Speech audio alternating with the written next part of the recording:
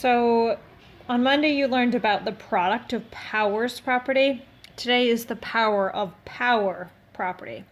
So a to the m raised to the n just becomes a to the m times n this time. So it's a little different than Monday's. So it's a power right next to a power. So 3 to the second raised to the fourth. You're taking your m and you're timesing it by n. So it just becomes 2 times 4 gives me the 8. Here's another example.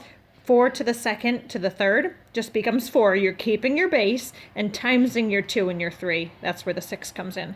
So then we get the multiple variables. A to the first, remember sometimes it's not there. A to the second, B to the first, that imaginary first. So the bases stay the same. So in my final answer, I'll still have a 2, an A, and a B as a base. So my 2 to the first times 2 becomes 2. My A to the second becomes 4, I multiply. And then 1 to the 2 becomes the 2.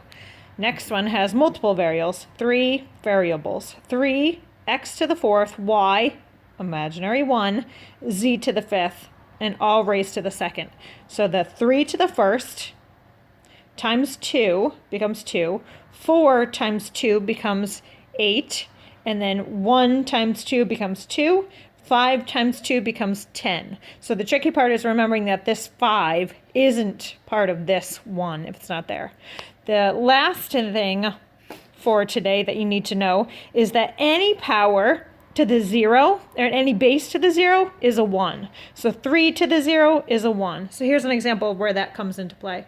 3, x to the 0, y to the fifth, all raised to the 2. So remember there's a 1 here. So 1 times 2 is your 2. Then your 0 times the 2 is the 0. And then 5 times the 2 becomes the 10. Got a little off the board there. So then reducing that one, 3 to the second. If it's an easy one, you can reduce it. You can just simplify that 9. Otherwise, you can leave it as a 3 squared. If it was like 3 to the 21st or something crazy, you would just leave it as 3 to the 21st. And this way, it's simple as a 9. Your x to the 0 is a 1. So that'd be the same thing as writing 9 times 1. And then the y to the 10th. So I just eliminate it. X to the 0 just becomes a 1. And I simplify the version as 9y to the 10th.